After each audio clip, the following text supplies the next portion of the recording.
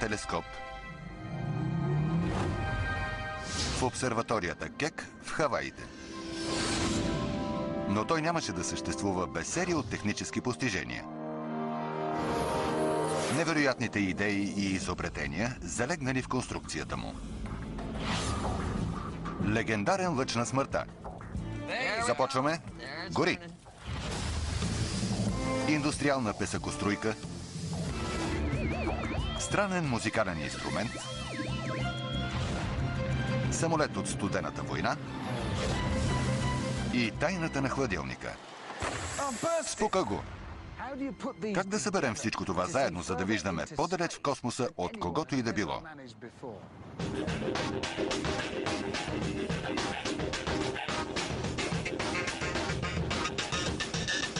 Технически постижения. Наблюдение на далечния космос. Ще се опитам да разкрия инженерните триумфи, използвани в обсерваторията Кек в Хаваите. Това са тропичните Хаваи. Студено е, защото сме на почти 4000 метра надморска височина. Но по-важно от студа е, че височината прави въздуха разреден. И това е причината да сме тук.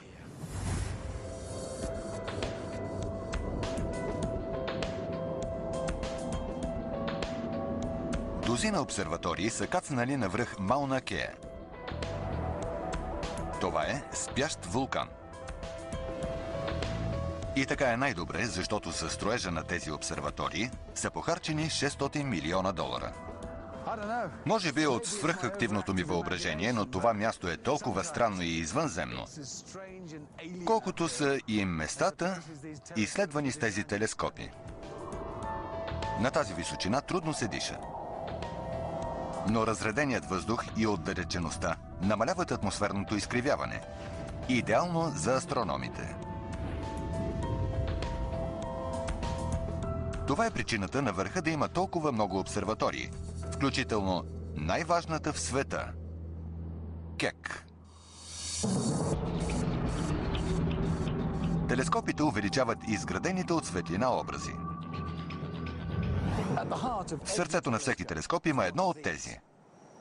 Не точно от тези, очевидно, но устройство за фокусиране на светлината. Обичайното решение е да се използва стъклена леща, която фокусира далечния образ, както е в обсерваторията Йъркис в Уисконсин.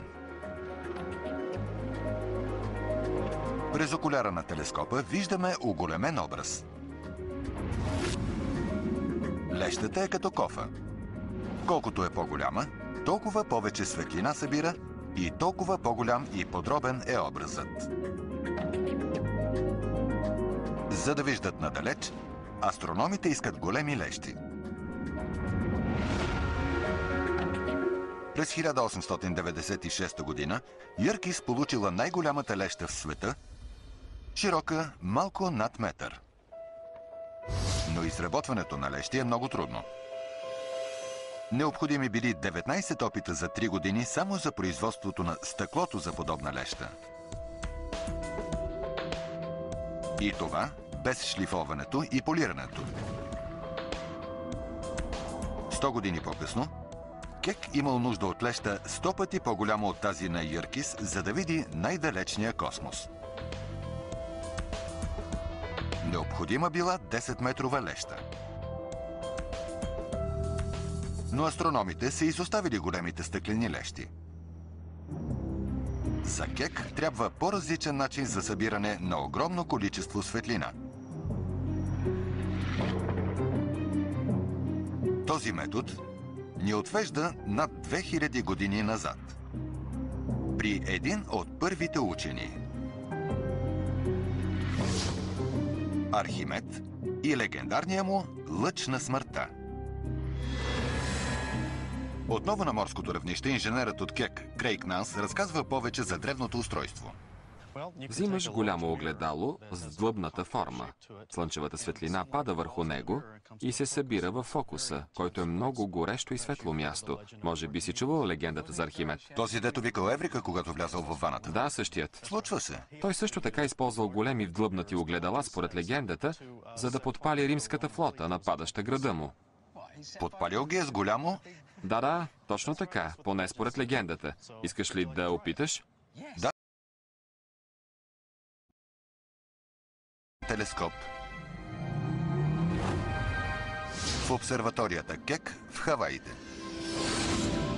Но той нямаше да съществува без серия от технически постижения. Невероятните идеи и изобретения, залегнали в конструкцията му. Легендарен лъч на смъртта. Започваме. Гори! Индустриална песъкоструйка.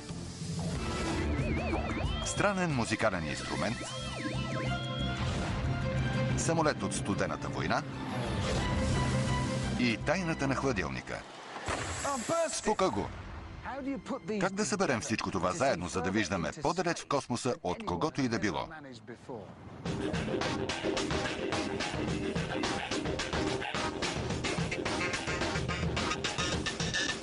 Технически постижения. Наблюдение на далечния космос. Ще се опитам да разкрия инженерните триумфи, използвани в обсерваторията Кек в Хаваите. Това са тропичните Хаваи. Студено е, защото сме на почти 4000 метра надморска височина. Но по-важно от студа е, че височината прави въздуха разреден. И това е причината да сме тук.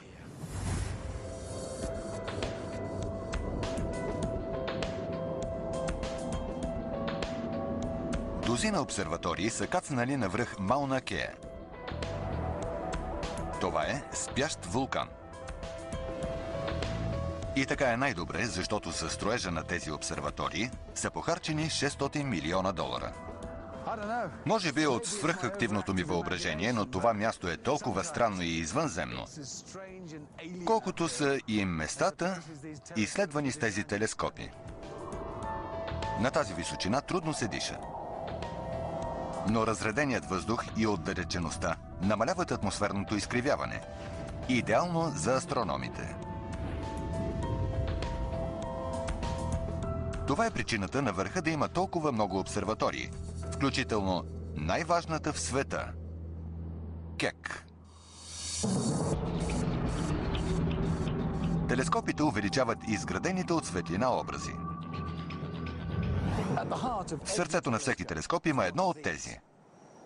Не точно от тези, очевидно, но устройство за фокусиране на светлината. Обичайното решение е да се използва стъклена леща, която фокусира далечния образ, както е в обсерваторията Йъркис в Уисконсин. През окуляра на телескопа виждаме оголемен образ. Лещата е като кофа. Колкото е по-голяма, толкова повече светлина събира и толкова по-голям и подробен е образът. За да виждат надалеч, астрономите искат големи лещи. През 1896 година Йъркис получила най-голямата леща в света, широка малко над метър. Но изработването на лещи е много трудно. Необходими били 19 опита за 3 години само за производството на стъклото за подобна леща. И това без шлифоването и полирането.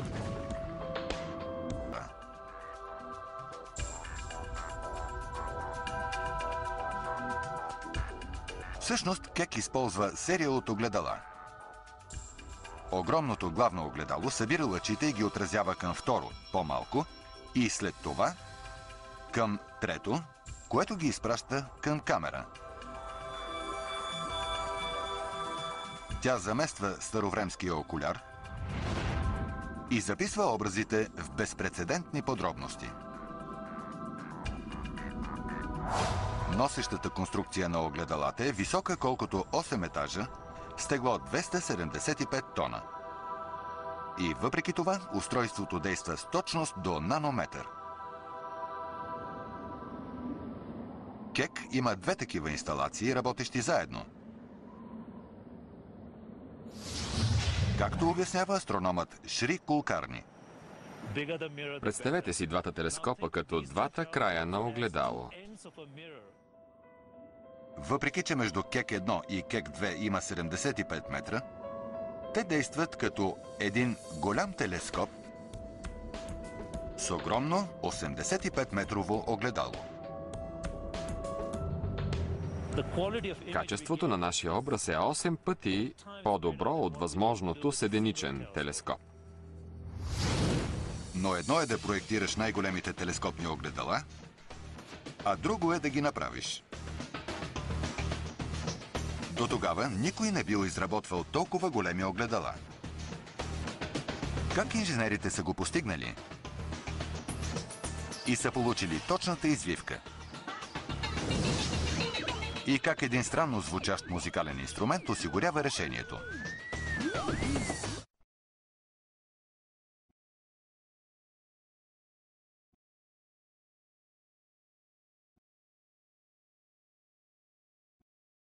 Вторията Кек искали да създадат най-голямото телескопно огледало в света, виждащо по-далеч от всеки друг до тогава.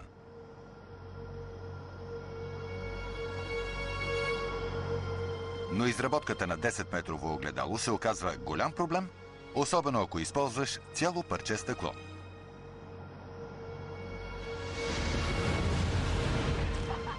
През 1948 година Калифорнийският технологичен институт построил телескопа Хейл, оборудван с най-голямото за времето си стъклено огледало. Тук техниците го подготвят за нанасяне на отразяващо покритие. Астрономите смятали, че широчината от малко над 5 метра е пределът за единично огледало. Природата сякаш е решила колко голямо може да е едно огледало. Това е парче пластмаса с подобни на стъклото свойства. Доста е твърдо. Но ако утроим размера, започва да провисва. Не е достатъчно здраво, за да поддържа теглото си. Единственият начин да го заздравим е да го направим по-дебело, но тогава ще е по-тежко и ще изисква по-масивна носеща конструкция. Това е порочен кръг. Колкото по-голямо е стъклото, толкова е по-тежко и има нужда от опори и подсилване, което го прави по-тежко и все по-скъпо. Малко над 5 метра сякаш е максимално възможният размер. Но Кек има нужда от почти 4 пъти по-голямо огледало. Инженерите измислили новаторски дизайн, който преобразил астрономията. Вместо да направят огромно единично огледало, те използвали 36 шестоъгълни сегмента. Но изработването на голямо огледало от малки създало нов проблем. Всеки сегмент трябвало да пасне с другите така, че да се образува непрекъсната гладка повърхност. Иначе огледалото нямало да има правилната извивка, фокусираща светлината.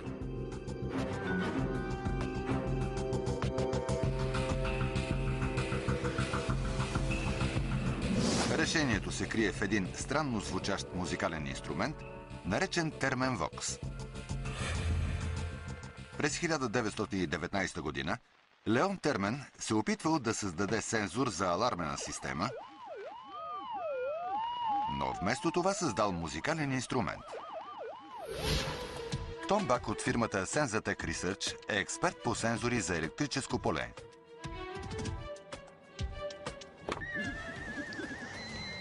Том, разкажи ми за това. То вече вдига шум. Какво е това? Какво прави? Това устройство измерва промените на електричното поле. Ръцете ти нарушават полето около тази пръчка. Чакай малко. Сега ще посвиря малко. Това е термен вокс. Нещо като инструмент. Не го докосвам, само...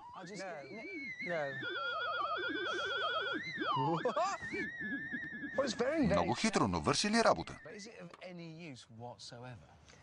Да, той отчита присъствието на всеки обект, който нарушава полето.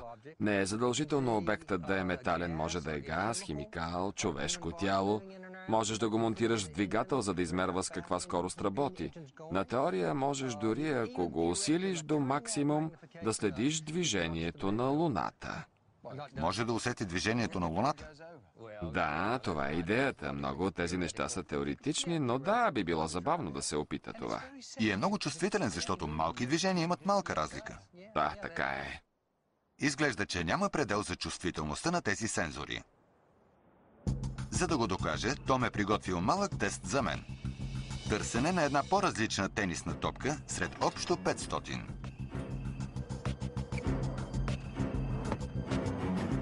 Докато съм обърнал гръб, Том инжектира малко вода в топка. Терменовите сензори улавят най-малкото смущение на заобикалящите ги електрични полета, било то от движещи се ръце или от малко течност, която леко променя електропроводимостта на топката, така че тя ясно да изпъкне сред 500 подобни топки.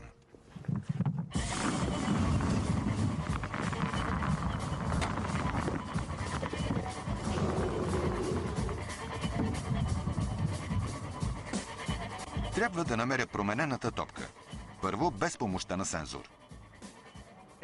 Няма да ти помагам особено. Трябва да намериш... Някаква невидима разлика? Да, тук има само 500 топки, така че няма да е много трудно. Но трябва да се постараеш. Теглото им различно ли? Това ще отнеме дни. Не намирам нищо. Ако можех да улавям промени в електричните полета, търсенето щеше да е лесно.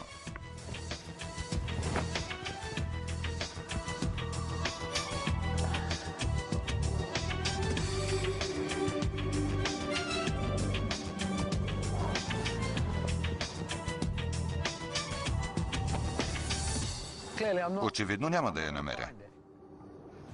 Добре, направихме ти сензор за електрично поле, който ще открие разлики в полето. Сега би трябвало да успееш с търсенето. Предполагам, това работи също като...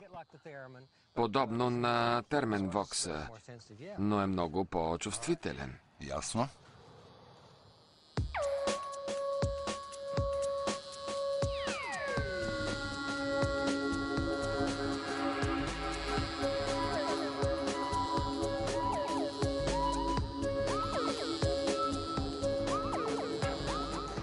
Интуиция, логика.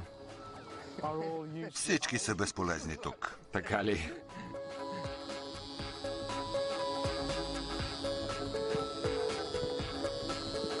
Само този звук е важен.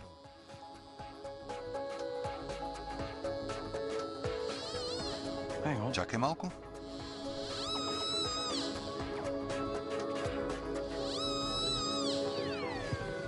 Това ли е? Успя.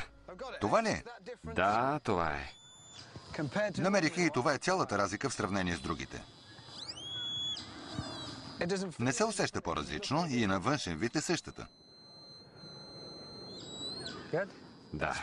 Чувствителни устройства. Но как странният музикален инструмент помага на астрономите от Кек да построят огромното си огледало от 36 сегмента? Инженерът Крейг Нанс ми показва един от елементите на пъзела. Ето един от сегментите на Кек. Един от сегментите, от които е изградено цялото огледало. Да. Всеки сегмент има уникална част от цялостната извивка. Всеки сегмент е част от кривата. Следващият я продължава, така че всичките 36 сегмента образуват една цялостна, прекрасна мозаична структура. Значи събрани заедно образуват непрекъсната крива. Точно така. Звучи просто. Но за да се получи точната форма, астрономите трябвало да са сигурни, че всеки сегмент пасва идеално с съседите си. Там, където се срещали два сегмента, трябвало да се образува гладка повърхност без издътини. Ако един ръб бил малко по-високо, огледалото нямало да работи. Инженерите използвали терменови сензори, за да измерват електричните полета там, където се срещали сегментите. Сензорите могат да улавят изместване дори с нанометри.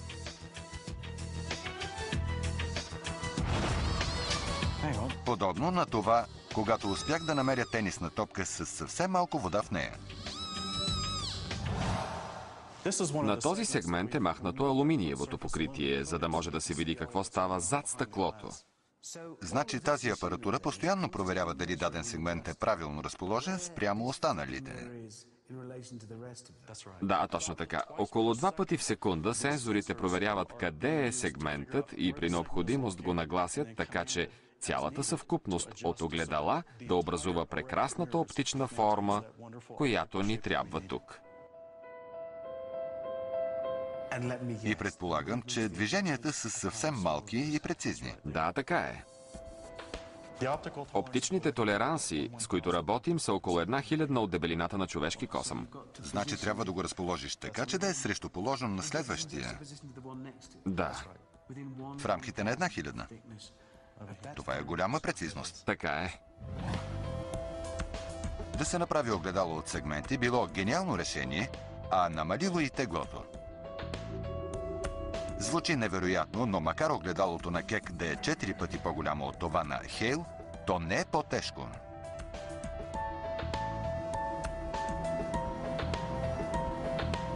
Терменовите сензори осигурили на огледалата на Кек такава ясност и резолюция, че те различават всеки от фаровете на кола от 800 км. Гледката е хипнотизираща. Предполагам, че повечето от нас никога не виждат толкова съвършено нещо. И доста скъпо, предполагам. Когато ги изработиха, струваха горе-долу по $1 000 000 всяко. Отнасяме се с тях като с най-ценните си притежания. Но идеалната форма на огледалото не стига за виждане на изумителни образи. Самото стъкло трябва да е идеално полирано. И не става дума за просто търкане с парцал. Не. Това е полиране в невероятно малък мащаб. Представете си полиране атом по атом и ще сте по-близо. И как подобно нещо се постига с нещо като това? Песъкоструйка.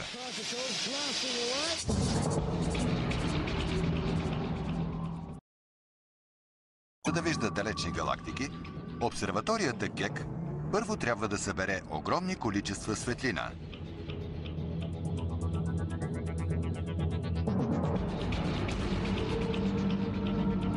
Огледалото прави точно това.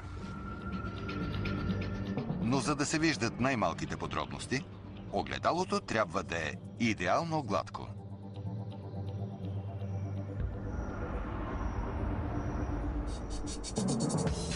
И най-малката гръбавина ще изкриви изображенията и ще обезсмисли цялото начинание. Връщаме се в 1871 година, малко след Американската гражданска война.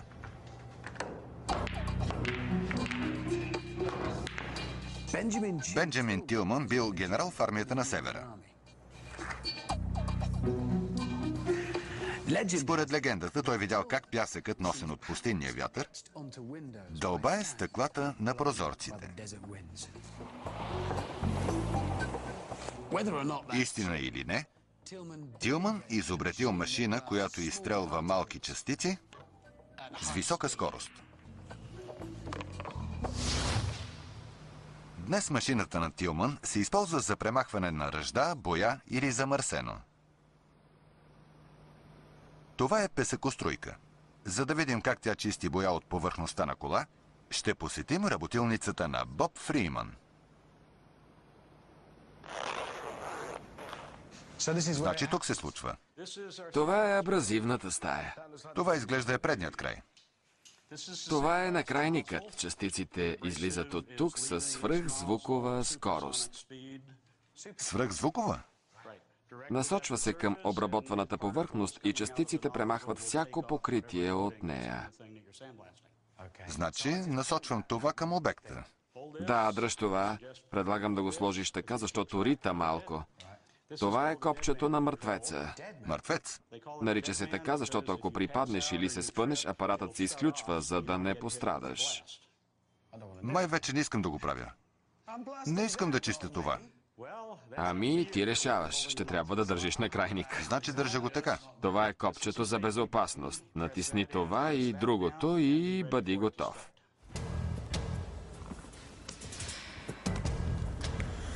Така, това е предният край. Готов съм.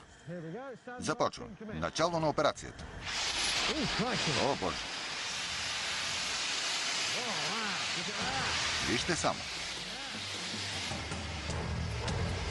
Това ще вземе да ми хареса, доста е терапевтично. Май ще трябва да ме отведат на сила от тук.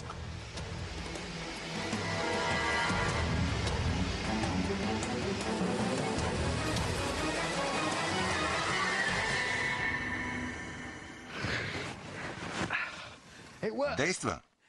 Естествено, че действа. Действа, откакто Тилман го е изобретил.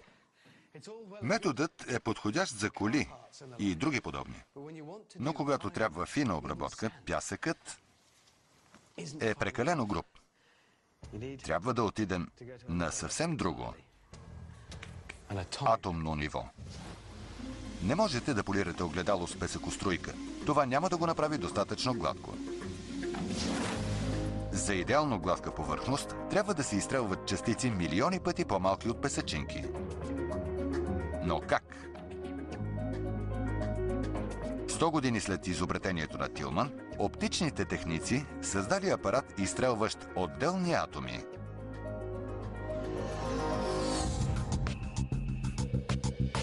Без него огледалата на Кек нямаше да дават добре фокусиран образ.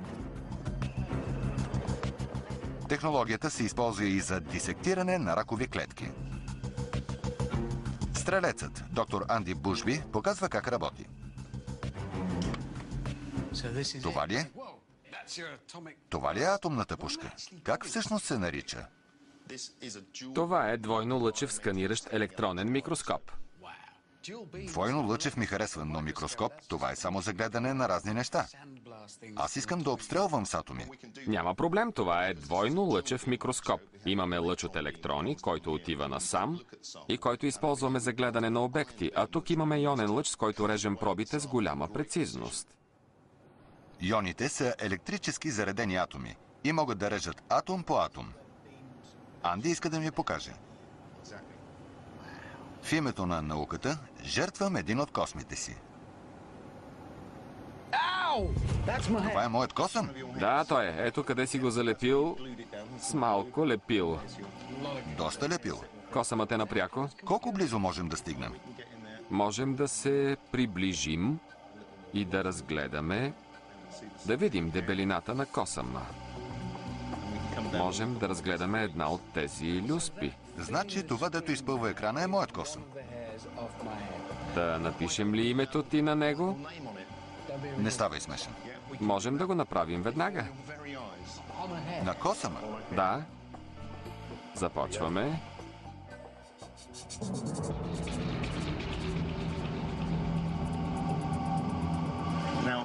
Ионният лъч изпраща около 23 милиона атоми в секунда към място, което е широко около 50 атома. Вижда се как започва да пише. Това изображение е увеличено 5000 пъти.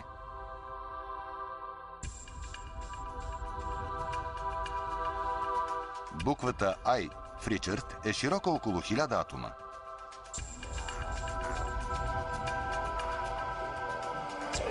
Значи това наистина работи подобно на песъкоструйка. Изстрелва хиляди, не милиони и милиони частици. Да, в много дребен мащаб. Това е много по-малко и по-трудно, защото това е моето име. Едва забележимо напряко на косъма. Един от космите ти. И как това се използва за полиране? Тук обстрелваме повърхността вертикално, така че можем да рисуваме по нея. Ако искаме да полираме нещо, тогава ще изстрелваме ионите под много малък ъгъл към повърхността, така че те само отнасят неравностите и правят повърхността извънредно гладка. Значи този процес, който може да изпише името ми напряко на косъм, е доста груб. И ако искаш да направиш нещо фино, да полираш, промениш ъгъла от перпендикулярен на остър. Това ли е грубата обработка? Да, груба обработка, но в много дребен мащаб. Атом по атом.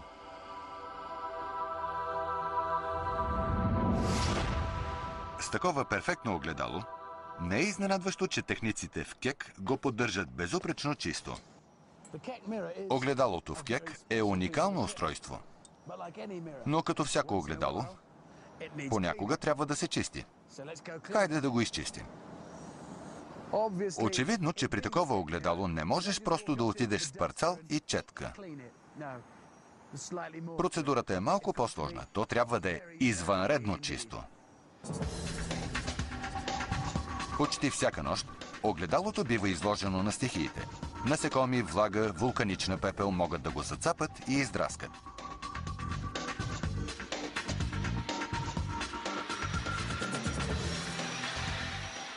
Значи чистиш огледалото със струя въглероден диоксид.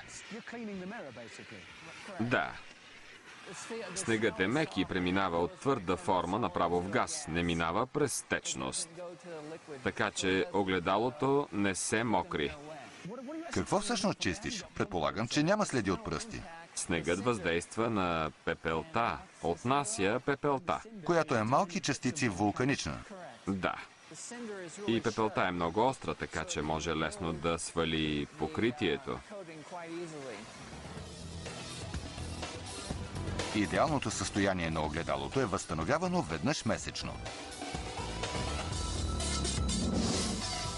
Благодарение на Бенджамин Тилман, оптичните инженери измислили как да изстрелват много по-финни частици за идеално полиране на стъклото.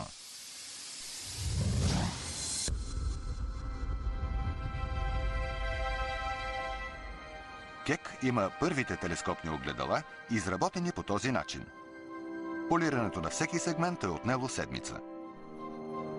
Това са 72 седмици за двете огледала.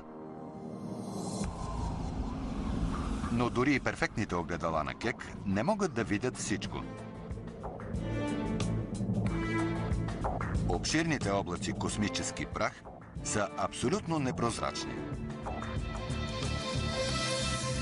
Как шпионски самолет от войната в Корея е помогнал за решаване на проблема?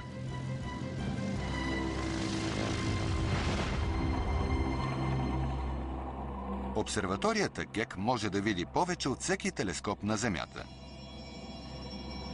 Тя вижда почти без ограничение.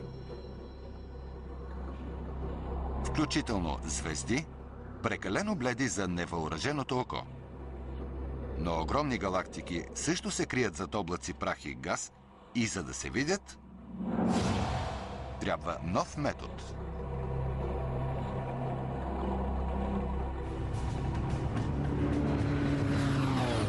В 1953 година. Войната в Корея. Американските командири искали да спрат влаковете, снабдяващи севернокорейските линии.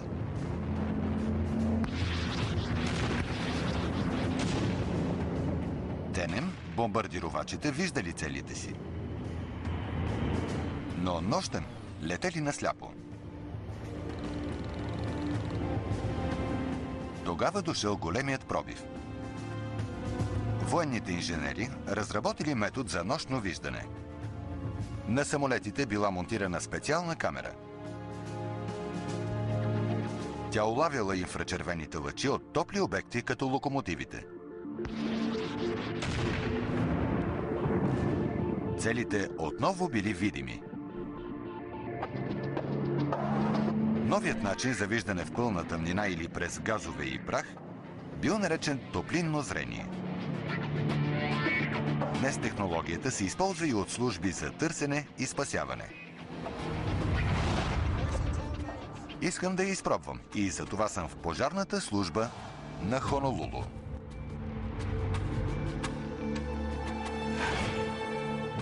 Капитан Алан Карвалю ми показва къде тренират. Топлинното зрение ни помага извънредно много. Позволява ни в пълни спушек помещения да откриваме жертви и да виждаме препятствия. Значи е доста основен инструмент за вас. Разликата сигурно е огромна. Определено. Огромна разлика между търсене с помощта на топлинно зрение и без него. Ще ми покажат топлинно зрение в действие. Първо ще търся жертва без помощта на технологията.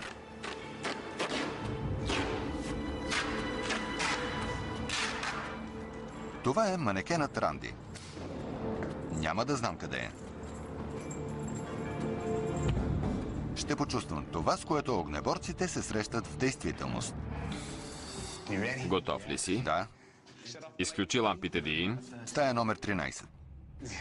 Тръгвай.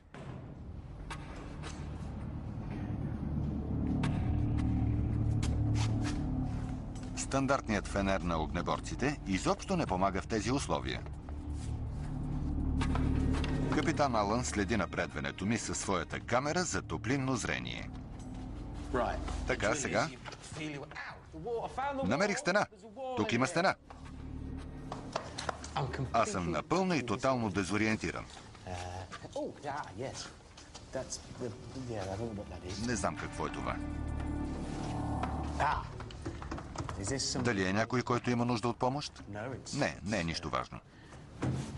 Можеш да останеш тук.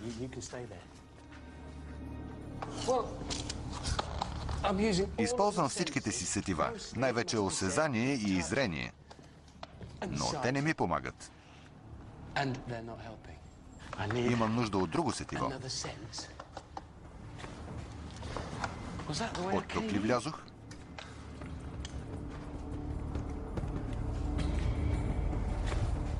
Дори не успявам да изляза от първата стая, преди да свършат 5 минути. Ранди щеше да се опече. Сега ще опитам отново, този път с камера за топлинно зрение. Най-напред огнеборците оставят Ранди на слънце, за да се затопли добре. Апаратът ще улови инфрачервените лъчи от него.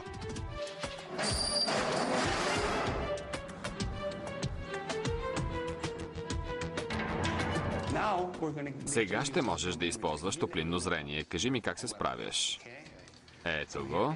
Пренаредихме помещението. Вътре дежурят същите отговорници по сигурността. Влез вътре и сканирай стаята. Виж дали няма да намериш Ранди малко по-бързо.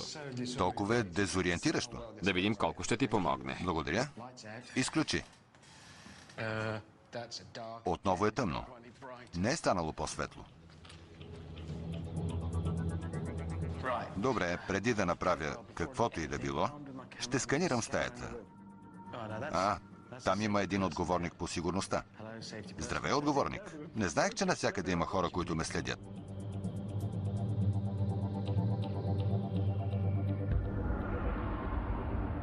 Дори мебелите излъчват и се виждат съвсем ясно. Право напред? Не, няма никой. Никакви жертви. Мога да се придвижа по пода, опипом до другата стая,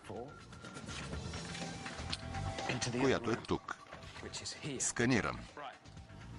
Сканирам. Няма никой. Няма никой.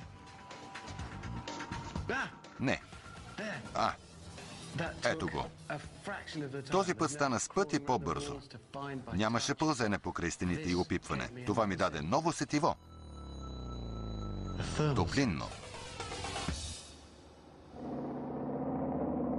Технологията, помагала на американските пилоти да виждат севернокорейските локомотиви нощем, сега позволява на огнеборците да виждат през пушек. И 55 години по-късно, топлинното зрение показва на астрономите обекти на трилиони километри, скрити зад космически прах. Топлинното зрение на Кек е толкова чувствително, че може да засече горяща свещ на Луната. Може да улови инфрачервените лъчи от далечни галактики, за които други обсерватории само мечтаят. Но за конструкторите на Кек имало и още един проблем, причинен от много по-близка звезда. Всеки ден тази звезда, която наричаме Слънцето, загрява Хаваите и ги превръща в тропически рай.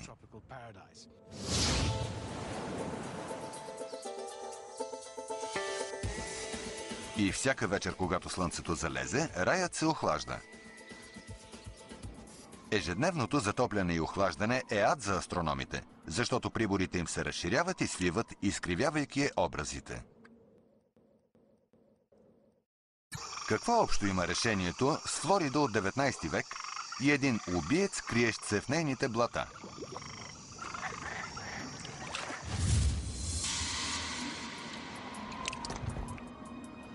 Дори на снежния връх Мауна Кеа, тропичното слънце може да вдигне температурата над точката на замръзване.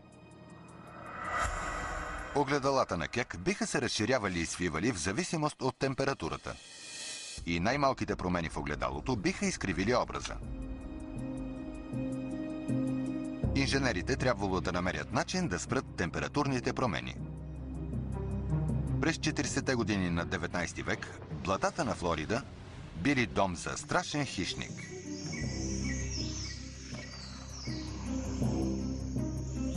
Не този, а този – комарът. Той пренася смъртоносната жълта треска. Лекарят Джон Гори забелязал, че болестта се явява главно през лятото и погрешно заключил, че се причинява от топлината. Решил да направи машина, която охлажда помещение, използвайки прост принцип. Когато един газ се разширява, той се охлажда, изстудявайки всичко наоколо. Доктор Крис Хил е специалист по термодинамика. Това е флакон с дезодорант, т.е. газ под налягане. Пръсни малко на пръста си и ми кажи какво чувстваш. Какво се опитваш да ми кажеш? Добре, пръскам. Точно така, какво чувстваш? Студено е. Студено е, понеже газът се разширява, преминавайки от място с високо към място с ниско налягане. Той трябва да измести въздуха на новото място. Това усилие за изтласкване на въздуха отнема енергия, която идва от самия газ, при което той се охлажда. Аз бих си помислил инстинктивно, че е студено, понеже е като вятър, духащ покрай пръста. Но ти казваш, че вътре газът е под налягане и когато излезе, той се разширява. И усилието за избутване на въздуха изисква енергия, която пък идва от топлината на самия газ. Да. Значи, когато докосне пръста ми, газът всъщност е по-студен. По-студен. Мирише добре. Охлаждащото действие на разширяващия се газ довело до изобретяването на хладилника и в крайна сметка преобразило астрономията. Голяма бутилка с гъстен газ причинява драстично охлаждане.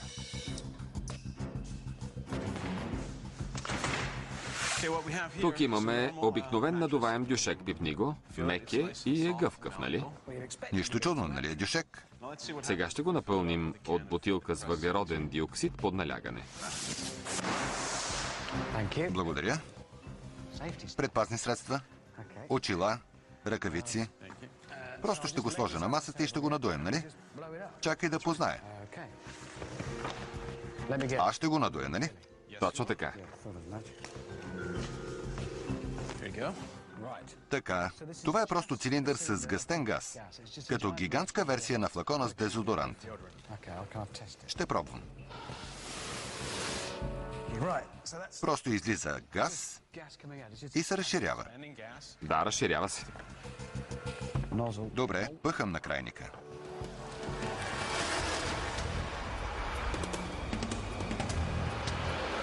Напълва се, вече го виждам. Нищо чудно. Газът излиза от бутилката и влиза в дюшека, заемайки по-голям обем. За сега, Крис, доказваш само, че това е страхотна алтернатива на крачната помпа. Да, по-лесно е. Струва ли ми се или върху дюшека се образува скреж? Газът е студен, понеже се е разширил.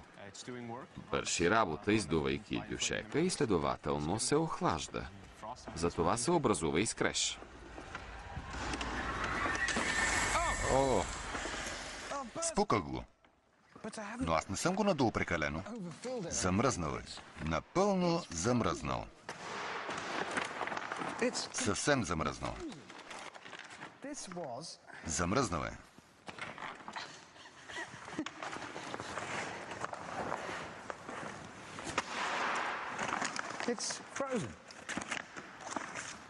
Значи това прави разширяващият се газ.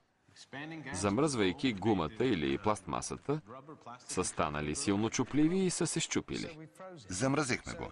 И разширяващият се газ е тайната на хладилника. И съсипахме дюшека. Гори не победил жълтата треска. Това станало по-късно, когато се изяснила ролята на комарите. Но той изобретил хладилната техника, която променила живота ни и днес играе важна роля в астрономията.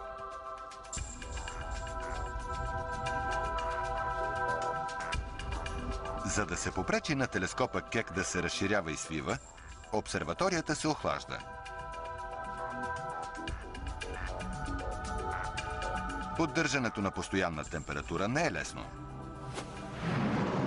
Всеки купол съдържа над 20 милиона литра въздух, който се подменя на 5 минути.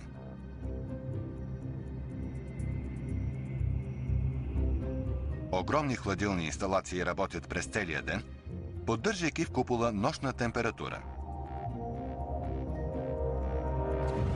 И всичко това благодарение на охлаждането на разширяващия се газ. Тези сини кутии имат точно същото, като на гърба на домашния ви хладилник. Но е много по-голямо и не е пълно с мъх и стари моливи.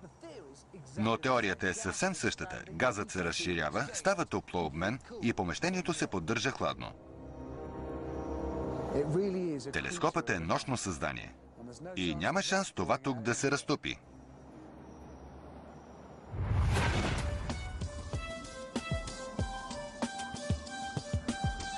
Кек променя представите ни за космоса и възникването му. Той вижда почти до края на Вселената.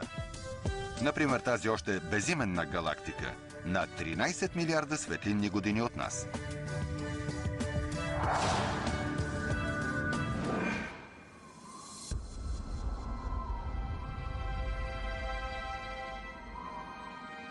Кек е истинско чудо на модерната техника. В него са залегнали някои смайващи връзки. Древногръцкият лъч на смъртта е разкрил тайната на извитото огледало, събиращо светлина. Странно звучащият терменвокс е позволил създаването на най-голямото огледало до тогава. Песъкоструйката е показала как се създава гладка повърхност. Камера, насочвала бомбардировачи, е позволила намирането на скрити галактики. А хладилникът е ключът към поддържането на формата на телескопа. Просто е, ако имаш правилните връзки. Преводач Константин Божилов. Текста четоха Манол Къков и Симеон Владов.